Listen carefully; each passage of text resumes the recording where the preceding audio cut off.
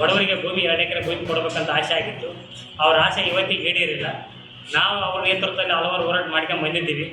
ಆ ಒಂದು ಹೋರಾಟ ಮಾಡಿಕೊಂಡು ಬಂದ ತದನಂತರದಲ್ಲಿ ಸರ್ಕಾರ ಎಚ್ಚೆತ್ತುಕೊಂಡು ಫಾರಂ ನಂಬರ್ 57 ಹಾಕೋಕ್ಕೆ ಅವಕಾಶ ಮಾಡಿಕೊಟ್ಟಿತ್ತು. ಆದರೆ ಅದು ಇಂಪ್ಲಿಮೆಂಟ್ ಆಗಲಿಲ್ಲ.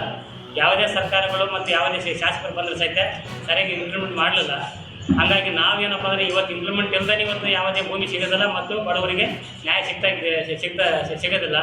ಹಾಗಾಗಿ ನಾವು ಮೇ 1ನೇ ತಾರೀಕಿನಿಂದ ಹಿಡಿದು ರಾಜ್ಯದ ಮತ್ತು ಜಿಲ್ಲೆಯಲ್ಲಿ ಇದು ಅನಿರ್ದಿಷ್ಟಾವಧಿ ಧರಣಿಯನ್ನು ಹೂಡುತ್ತೀವಿ. ಜೊತೆಗೇನಪ್ಪ ಅಂದರೆ ಇವತ್ತಿನ ದಿವಸ ದೊರೆಸ್ವಾಮಿ ಹುಟ್ಟುಹಬ್ಬ ಇರೋದ್ರಿಂದಲೇ ಸರ್ಕಾರಕ್ಕೆ ಒಂದು ಎಚ್ಚರಿಕೆ ಕೊಡಕತ್ತೀವಿ.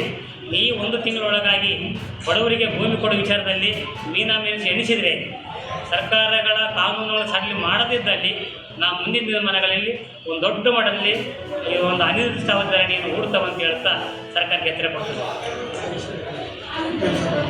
ಜೊತೆಗೆ ಸರ್ಕಾರ ಒನ್ ಟೈಮ್ ಸೆಟಲ್ಮೆಂಟಿಗೆ ಅವಕಾಶ ಮಾಡಿಕೊಡಬೇಕು.